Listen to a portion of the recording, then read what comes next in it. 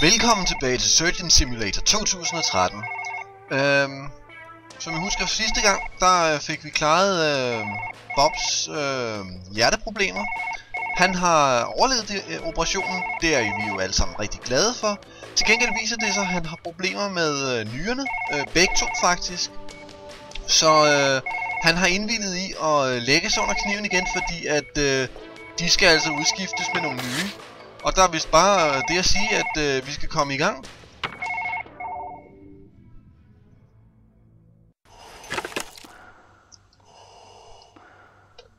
Lad os starte fra den nemme ende. Vi har nye nyere her. Vi har benstaven igen. En blok, så nogen kunne skrive noget ned om operationen. En ske, en blyant, pincetter. Smertestillende midler, hvilket nok er mest til lægen. Vi har Bob. Vi har en lille radio, der spiller dejlig musik. Vi har en laser. Vi har en boremaskine. Vi har en sprøjte, der mindsker blødning. Vi har en sprøjte, som formentlig bare tjener til formål, at hvis jeg selv stikker mig på blødningssprøjten, så kan jeg miste alle hallucinationerne. Og vi har en bensav. Og der er vist ikke andet for det, end at håbe på, at Bob her, han slapper af. Rolig. Det bliver godt igen. Og vi skal bare have klædet af, så vi kan komme til at få fat i goderne. Sådan der. Væk med det her.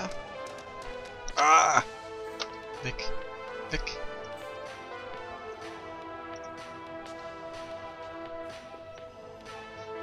Jeg synes, det begynder meget godt. Det er meget lovende. Det her. Jeg er helt sikker på, at rigtige kirurger også har problemer med at få et klæde væk. Det må være godt nok. Og nyrerne, som vi er på udkig efter, de ligger et sted herinde bag ved tarmene. Så dem skal vi jo sådan set starte med at få væk. Og til det formål tror jeg, at vi tager en pincet. Jeg skal have det her væk, fordi ellers så kommer jeg til at stikke det ned i såret i stedet for.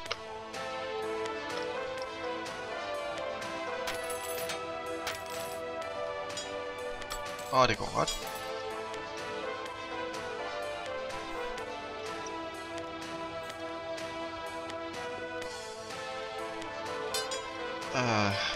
Ja.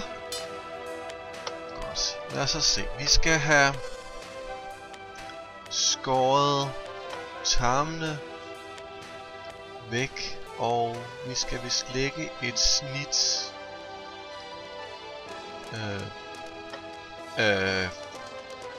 Der måske.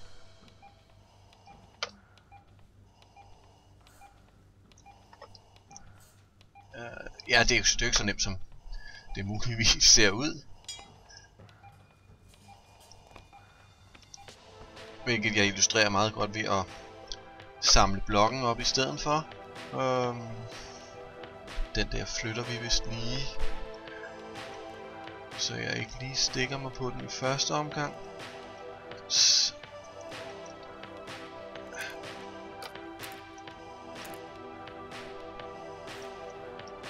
Kom nu. Right bigger. Og der, der blev lagt et snit, og der er noget rødt herover. Gad vide, om det ikke betyder, at man kan bruge det til at lægge. Yes. Og skal der muligvis lægges et snit? Nej. Herover et sted.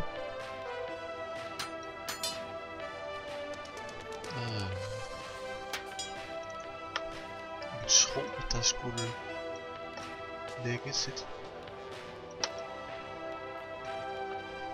snit her. Yes! Godt.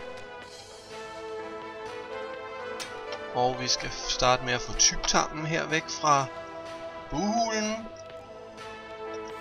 Og det er en glat satan. Og den kan Bob lige holde for mig. Så skal vi have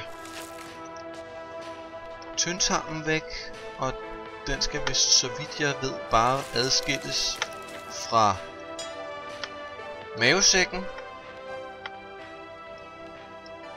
Her. Ups. Yes! Det går svømmende. Det går fantastisk.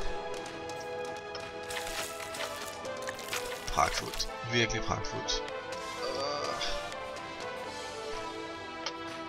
Sådan der.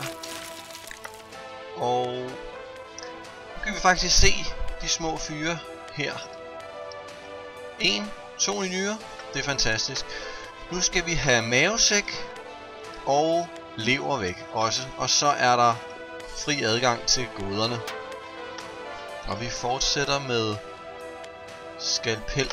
Det kan være, at jeg bliver... Nej! Kan være, at jeg bliver nødt til at tage fat i...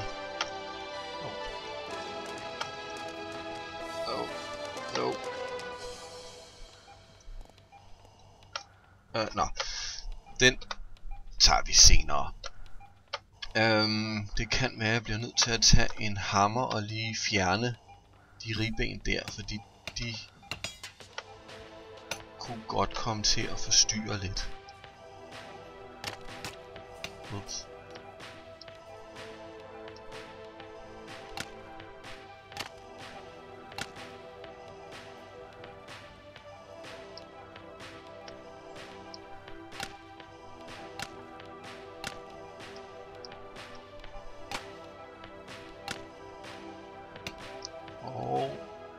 Vi har også fået masser af blødning, så vi kan vist passende stikke med sprøjten, hvis den ikke har sat sig fast her i fadet.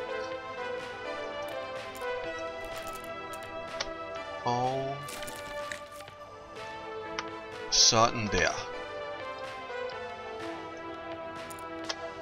Det er vi alle sammen glade for at se, at Bob han muligvis overlever det her. Sådan der. Lad os se om den her lever ser noget løs ud. Så det er bare at vinkle hånden rigtigt, og så sådan der måske. Ja, det er en sund lever det her, det kan man se. Det ser rigtig godt ud.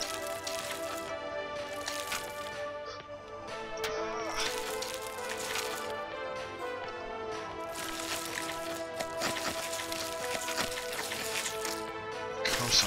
Sådan der. Yes. Meget bedre. Og så kan vi se mavesækken og... Hvor i alverden smed jeg skal derovre. Vi tager en ny. Der er ikke nogen grund til at være sparsommelige her. Der. Mavesæk.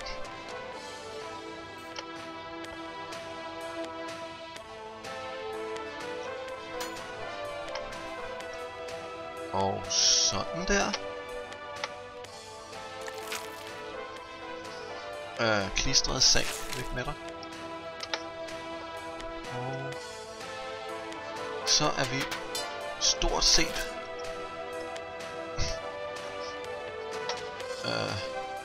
sådan her.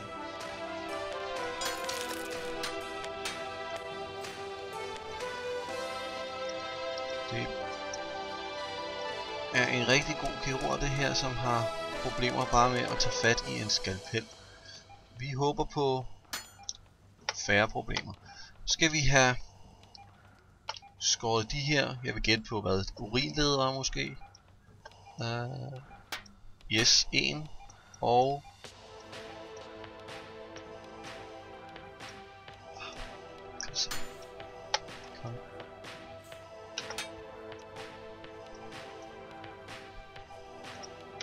Kom nu. Skal det være lige der omkring? Så. Den der? Nej. Og så.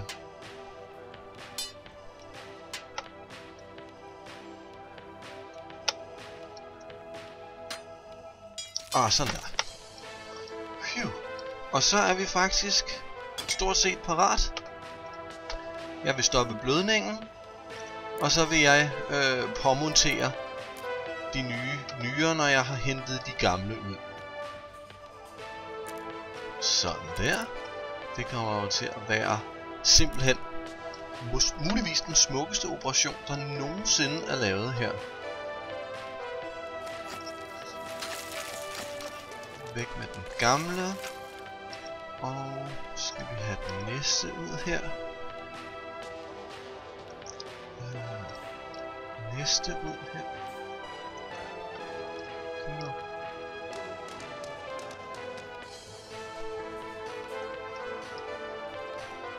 Nej, hvad så?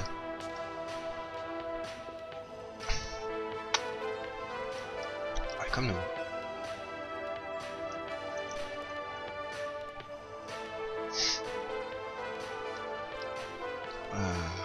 Okay, ikke.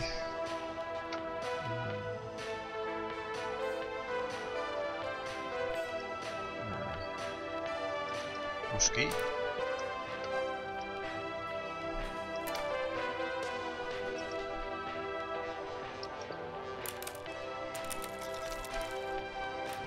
Lige få brækket den lidt ud, så vi kan komme til. Kuglepenne brugt i operationer siden 1902. Måske. Skal vi bare have hånden lirket ind og grebet fat i Kalorius her.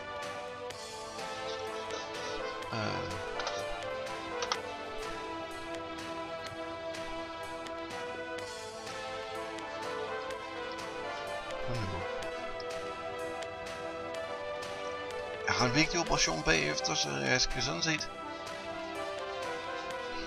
selvfølgelig ville jeg vide, hvornår jeg havde en anden operation, hvis jeg ikke havde tabt mit ur ned i Bob, men og så lige ved at være her. Så smukt. Og så skal vi bare have åbnet her. Og så har vi to smukke nyrer, vi bare kan droppe her. Ja, og nummer 2.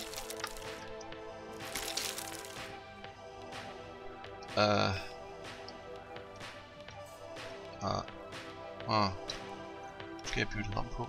Måske. Eller så burde det her have virket. Kom nu. Kom nu. Det er som slimede bønner. Jeg kan jo stort set ikke få fat.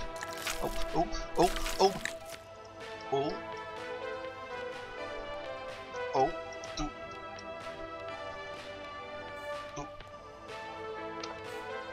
falder ikke på gulvet. Jeg bliver så trist.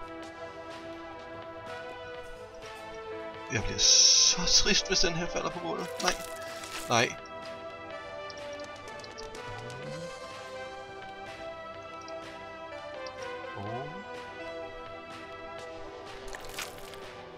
Kom så.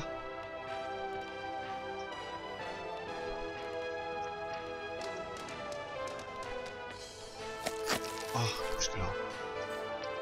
Jeg tror lige, jeg lægger den der. Ja, triller den forhåbentlig ikke væk.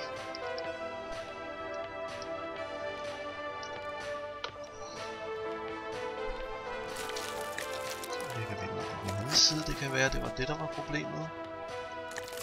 Og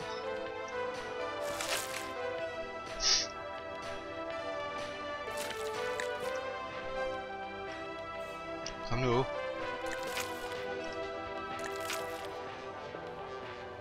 Er det her den rigtige nye? Nej.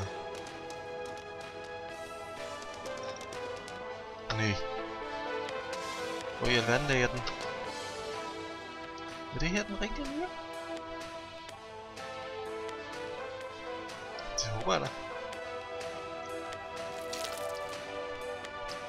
Det her, det er ved at udvikle sig til en rigtig god operation.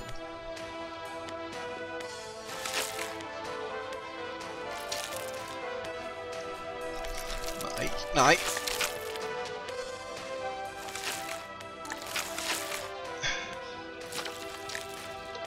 Gud, ikke igen.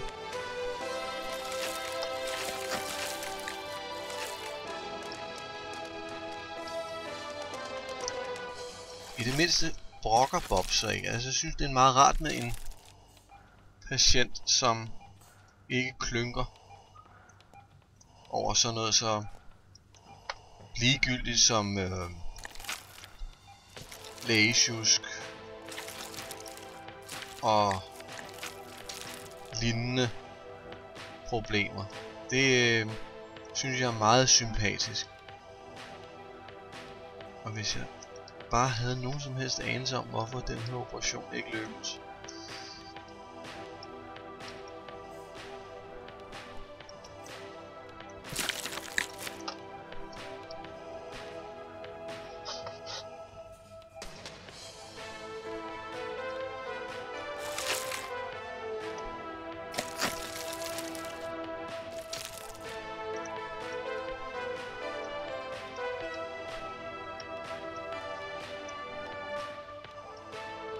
Det ser da rigtigt ud, gør det?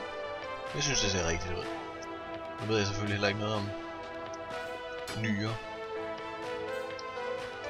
Så...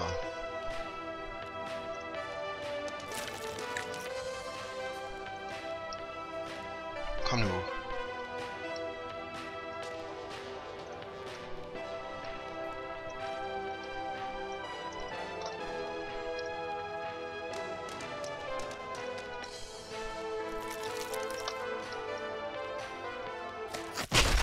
Yes!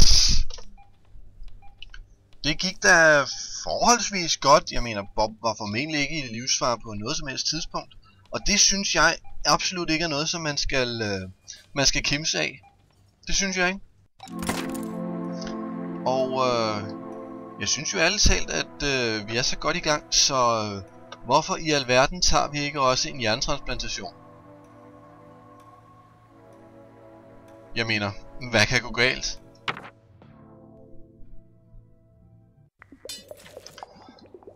Right.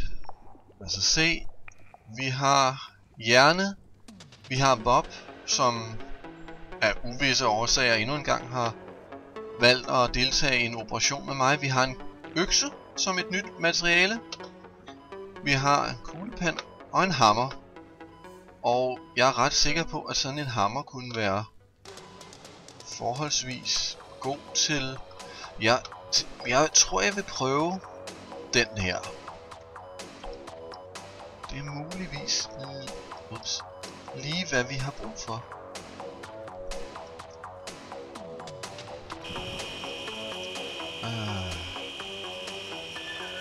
Lad os se, hvordan vi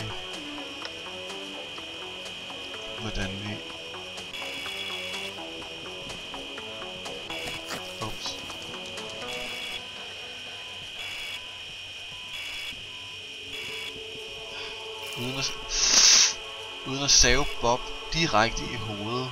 Det vil jo om ikke andet få enken til at klage til en vis patientklageforening, som jeg har haft lidt mange problemer med. Sådan der. Det ser ud som om, at vi nu stort set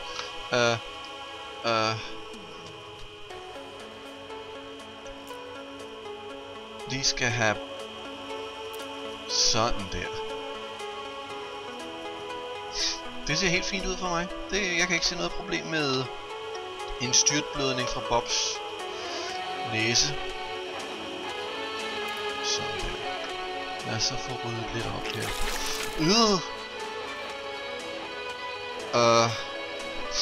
Okay. Jeg ved ikke om hjerner gør sådan, men det ser da absolut fornuftigt ud. skal vi bare have skåret nerven der. Skal vi have skåret væk, og så skal vi have den nye hjerne i. Og det kan der ikke tage særlig lang tid. Laser. Laser. For alt bliver bedre med en laser.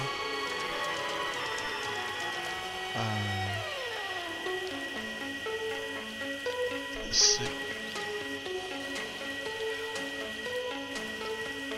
Så. Ups. Skal vi bare lige have slukket den. Og Bob burde nu være klar til hjernen. Og jeg forudser ingen problemer med det her. Det bliver fantastisk. Det bliver fantastisk. Op med dig. Op med dig. Og sådan. Bob er nu vitterligt parat til et nyt liv som grøntsag. Det her, det er jo noget af det smukkeste nogensinde. Bob har overlevet 3 operationer med undertegnet i hovedrollen som kirurg. Og ja, det lover jo godt for det danske lægesystem, kan jeg se.